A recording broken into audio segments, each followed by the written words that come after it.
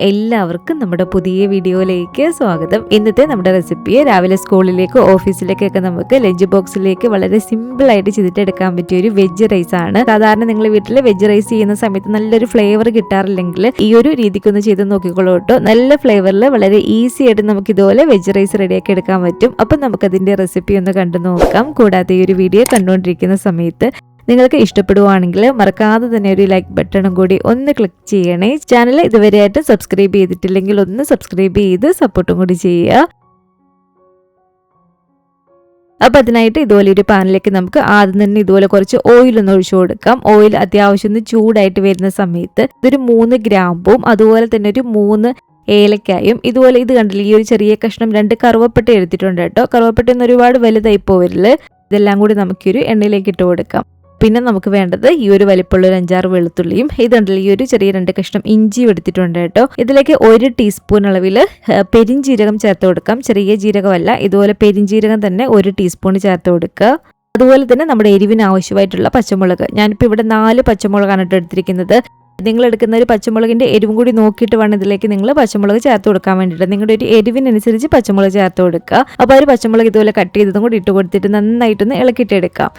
അത്യാവശ്യം ആ ഒരു വെളുത്തുള്ളിയും ഇഞ്ചിയൊക്കെ ഒന്ന് മൂത്ത് വരുന്ന സമയത്ത് ഇനി നമുക്ക് ഇതിലേക്ക് ചേർത്ത് കൊടുക്കേണ്ടത് 1/2 കപ്പ് അളവിൽ ഇതുപോലെ ചെറിയ തേങ്ങയാണ് കേട്ടോ. തേങ്ങയും കൂടി ചേർത്ത് കൊടുത്തിട്ട് ഇതുപോലെ ഒന്ന് ഇളക്കിയിട്ടെടുക്കുക. തേങ്ങയും കൂടി ചേർത്ത് ഇതുപോലെ ഒന്ന് ഇളക്കിയെടുത്തതിന് ശേഷം നല്ലൊരു ഫ്ലേവറിന് വേണ്ടിയിട്ട് ഇതുപോലെ കുറച്ച് മല്ലിയില ചേർത്ത് കൊടുക്കുക. മല്ലിയില ഒന്നും ഒരുപാട് കൂടി പോകരുത്. ഇതുപോലെ കുറച്ച് ഞാൻ മല്ലിയില ചേർത്ത് കൊടുക്കുന്നുണ്ട്. അതുപോലെ തന്നെ വളരെ കുറച്ച് ഇതുപോലെ പുതിനയിലയും കൂടി ഇട്ട് കൊടുക്കുക. മല്ലിയില എടുക്കുന്നതിൻ്റെ ഒരു പകുതി മാത്രം ഇതുപോലെ കുറച്ചൊരു പുതിനയില ചേർത്ത് കൊടുത്താൽ മതി.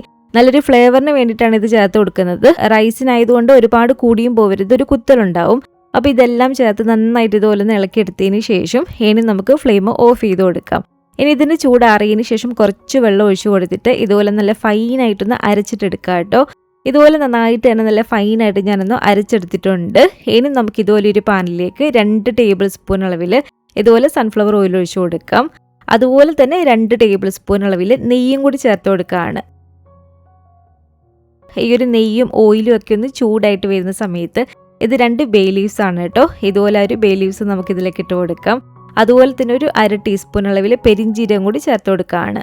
ഇനി നമുക്കിതിലേക്ക് ചേർത്ത് കൊടുക്കേണ്ടത് ഒരു മീഡിയം വലിപ്പമുള്ള സവാള ഇതുപോലെ നീളത്തിൽ കട്ട് ചെയ്തിട്ട് എടുത്തിരിക്കുന്നതാണ്. ആ ഒരു സവാളയും കൂടി ഇതിലേക്ക് ഞാൻ ഇട്ട് കൊടുക്കുകയാണ്. സവാളയും ചേർത്ത് ഇതുപോലെ ജസ്റ്റ് ഒന്ന് ഇളക്കി എടുത്തതിന് ശേഷം അപ്പോൾ തന്നെ നമ്മൾ ഇതിലേക്ക് ഒരു വെജിറ്റബിൾസും കൂടി ചേർത്ത് കൊടുക്കാം കേട്ടോ. വെജിറ്റബിൾസും ഇതിൽ കിടന്നൊരു 1/4 ഭാഗത്തോളം നമുക്കൊന്ന് വെന്ത് കിട്ടണം. ഈ ഒരു ഓയിലും ആ ഒരു നെയ്യിലൊക്കെ കിടന്ന് അത്യാവശ്യം നന്നായിട്ടൊന്നൊരു ഷാലോ ഫ്രൈ ഒരു പരുവത്തിനായിട്ട് വരണം ആ ഒരു വെജിറ്റബിൾസും. ഇതിലേക്ക് ഒരു മീഡിയം വലിപ്പമുള്ള ഉരുളക്കിഴങ്ങ് ഇതുപോലെ കട്ട് ചെയ്തതും 1/2 കപ്പ് അളവിൽ ഫ്രോസൺ ഗ്രീൻ പീസ് ആണ് കേട്ടോ ഇതിലേക്ക് ചേർത്ത് കൊടുത്തിരിക്കുന്നത്. ഇനി നിങ്ങൾ എടുക്കുന്നത് ഡ്രൈഡ് ഗ്രീൻ പീസ് ആണെങ്കിൽ വെള്ളത്തിൽ കുതിർത്തിയിട്ട് നമ്മളൊന്ന് ജസ്റ്റ് ഒന്ന് വേവിച്ചിട്ട് വേണം ഇതിലേക്ക് ചേർത്ത് കൊടുക്കാൻ വേണ്ടിയിട്ട്. ഫ്രോസൺ ഗ്രീൻ പീസ് ആകുമ്പോൾ പെട്ടെന്ന് വെന്ത് കിട്ടും. അതുപോലെ തന്നെ ഒരു 7 ബീൻസ് ഇതുപോലെ കട്ട് ചെയ്തെടുത്തിരിക്കുന്നതാണ്. ഒരു മീഡിയം വലിപ്പമുള്ള ക്യാരറ്റ് ഇതുപോലെ നീളത്തിൽ കട്ട് ചെയ്തെടുത്തിരിക്കുന്നതാണ് കേട്ടോ. ഓയിലും ഈ ഒരു നെയ്യിലും കിടന്നിട്ട് ഈ ഒരു വെജിറ്റബിൾസ് ഒന്ന് കുക്ക് ചെയ്തിട്ടെടുക്കണം കേട്ടോ. കുറച്ച് സമയത്തിനുള്ളിൽ തന്നെ ഒരു വെജിറ്റബിൾസ് ഒക്കെ നമുക്കൊരു 1/4 ഭാഗത്തോളം വെന്ത് കിട്ടിയിട്ടുണ്ടായിരിക്കും. അപ്പോൾ അങ്ങനെ വെന്തതിന് ശേഷം ഈ ഒരു സമയത്തിലേക്ക് ആവശ്യത്തിനുള്ള ഉപ്പ് ചേർത്ത് കൊടുക്കുക. 1/4 ടീസ്പൂൺ അളവിൽ മഞ്ഞൾപ്പൊടി ചേർത്ത് കൊടുക്കാം. ഇതിലേക്ക് ഒരു 1.5 ടീസ്പൂൺ അളവിൽ ബിരിയാണി മസാലയോ അല്ലെങ്കിൽ ഗരം മസാലയോ നിങ്ങൾക്ക് ചേർത്ത് കൊടുക്കാവുന്നതാണ്. അതുപോലെ തന്നെ 1 ടീസ്പൂൺ മാത്രം ഇതിലേക്ക് മല്ലിപ്പൊടിയും കൂടി ചേർത്ത് കൊടുക്കുക. ഈ ഒരു പൊടികളെല്ലാം ചേർത്ത് കൊടുത്ത് നന്നായിട്ടൊന്ന് ഇളക്കി എടുത്തതിന് ശേഷം ഇനി നമുക്കിതിലേക്ക് ചേർത്ത് കൊടുക്കേണ്ടത് നമ്മൾ ആദ്യമേ അരച്ച് വെച്ചിരിക്കുന്ന ഒരു അരപ്പില്ലേ, ആ ഒരു അരപ്പ് ഇതിലേക്ക് ചേർത്ത് കൊടുത്തിട്ട് നന്നായിട്ടൊന്ന് ഇളക്കിയിട്ട് എടുക്കുക. ഹൈ ഫ്ലെയിമിൽ ഒരു 3 മിനിറ്റോളം നന്നായിട്ട് ഒരു അരപ്പും ചേർത്തൊന്ന് ഇളക്കിയിട്ട് എടുക്കുക. അപ്പോൾ നന്നായിട്ട് ഇതുപോലെ ഞാനൊന്ന് ഇളക്കി എടുത്തിട്ടുണ്ട്. ഞാനിപ്പോൾ ഇവിടെ 250 ml ഈ ഒരു കപ്പിൽ കറക്റ്റ് 1.5 കപ്പ് അളവിൽ ബസ്മതി റൈസാണ് കേട്ടോ ഞാനിപ്പോൾ ഇതിലേക്ക് എടുക്കുന്നത്. 1.5 കപ്പ് ബസ്മതി റൈസ് നമ്മൾ അളന്നെടുത്തതിന് ശേഷം ഒരു 15-20 മിനിറ്റോളം ഒന്ന് കുതിരാൻ വേണ്ടിയിട്ട് ഇടുക വെള്ളത്തിൽ. 1.5 കപ്പ് ബസ്മതി റൈസിന് ഈ ഒരു സെയിം കപ്പിൽ തന്നെ 3 കപ്പ് അളവിൽ വെള്ളം ഞാൻ ഇതിലേക്ക് ഒഴിച്ചു കൊടുക്കുകയാണ് കേട്ടോ. കറക്റ്റ് 3 കപ്പ് അളവിൽ വെള്ളം ഒഴിച്ചു കൊടുത്തിട്ടുണ്ട്. വെള്ളം ചേർത്ത് ഇതുപോലെ ഒന്ന് ഇളക്കിയെടുത്തതിന് ശേഷം ഇതിൻ്റെ ഒരു ഉപ്പ് നോക്കുക. ഇതിലേക്ക് ഇനി ആവശ്യത്തിനുള്ള ഉപ്പും കൂടി ചേർത്ത് കൊടുക്കുക. അപ്പോൾ കറക്റ്റ് ഒരു ആവശ്യത്തിനുള്ള ഉപ്പും കൂടി ചേർത്ത് കൊടുത്തിട്ടുണ്ട്. ആവശ്യത്തിനുള്ള ഉപ്പും ചേർത്ത് ഇതുപോലെ ഇളക്കിയെടുത്തതിന് ശേഷം ഇനി ഇത് നന്നായിട്ടൊന്ന് വെട്ടിത്തിളച്ച് വരണം. ഇതിലേക്ക് ഒരു 1/2 മുറി നാരങ്ങാ നീരും കൂടി ഒഴിച്ചു കൊടുക്കുക കേട്ടോ. ഇതുപോലെ നന്നായിട്ടൊന്ന് വെട്ടിത്തിളച്ച് വരുന്ന സമയത്താണ് നമ്മൾ ഇതിലേക്ക് അരി ചേർത്ത് കൊടുക്കേണ്ടത്. ഞാൻ നേരത്തെ പറഞ്ഞ പോലെ തന്നെ ഞാൻ ഒരു കാണിച്ച സെയിം കപ്പിൽ 1.5 കപ്പ് അളവിൽ ബസ്മതി റൈസ് ആണ് എടുത്തിരിക്കുന്നത്. ആ ഒരു റൈസ് ഒരു 15-20 മിനിറ്റോളം ഒന്ന് കുതിർത്തിയിട്ട് ഇതുപോലൊരു അരിപ്പയിലേക്ക് ഊറ്റി അതിൻ്റെ വെള്ളമെല്ലാം കളഞ്ഞിട്ട് എടുത്തിരിക്കുന്നതാണ്. ഇനി നമുക്ക് ഈ ഒരു റൈസ് ഇതിലേക്ക് ഇട്ട് കൊടുക്കാം. റൈസും ചേർത്ത് കൊടുത്ത് ഇതുപോലെ ഒന്ന് ഇളക്കിയിട്ട് എടുക്കുക. റൈസ് ചേർത്ത് ഇതുപോലെ ഒന്ന് ഇളക്കി എടുത്തതിന് ശേഷം ഇതൊന്ന് തിള വരുന്നിടം വരെ മാത്രം നമ്മൾ 1 മിനിറ്റ് ഒന്ന് ഹൈ ഫ്ലെയിമിൽ വെക്കുക. 1 മിനിറ്റ് നമ്മൾ ഹൈ ഫ്ലെയിമിൽ വെച്ച് കഴിയുമ്പോഴത്തേക്കും ഇതുപോലെ ഒന്ന് തിള വരും.